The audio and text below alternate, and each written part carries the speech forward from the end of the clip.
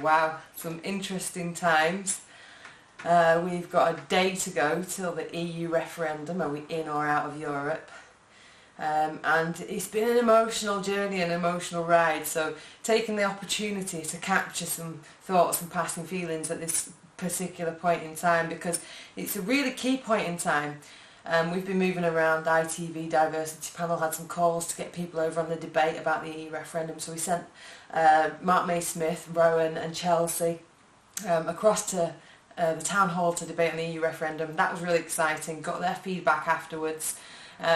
Interesting, and obviously BBC did a huge 2-hour debate last night, which is way too much to talk on.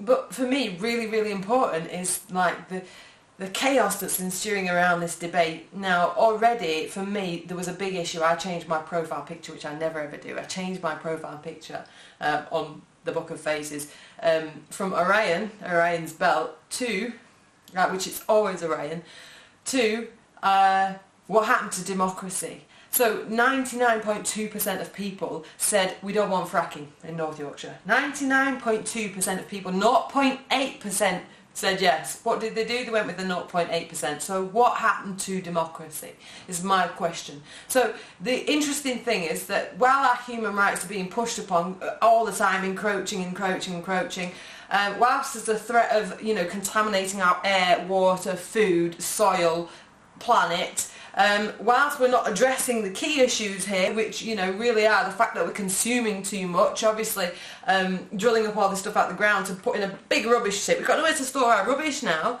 and we are recycling, of course, but it's chaos, it's utter chaos. So what do? We blame immigrants or Brussels. Let's blame Brussels or the immigrants. It's got to be one of them two, hasn't it, really? Because Brussels controls... No, we're not controlled by Brussels. This is rubbish. The state that we're in, the NHS, is not because of immigrants. The NHS is in a state because it's not being invested in. Money's being cut from the NHS. The state of the job market is because we're not creating jobs. We're cutting jobs. The state of the council service is because they're cutting money from the councils. This is not because of immigrants or Brussels. This is our own government that we've got to blame.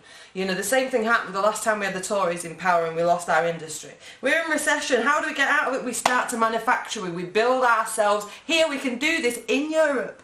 It's balmy to think that we'd be stronger on our own, isolated. Tiny. Have you seen the size of Britain? It's tiny. It's mental. But anyway, outside of that, for me, 3 words. Divide and conquer, and that's as simple for me as it gets. Divide and conquer, unite and win.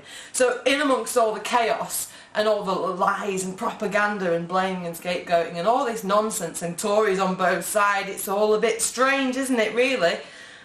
In amongst all this, have we all forgot Muhammad Ali?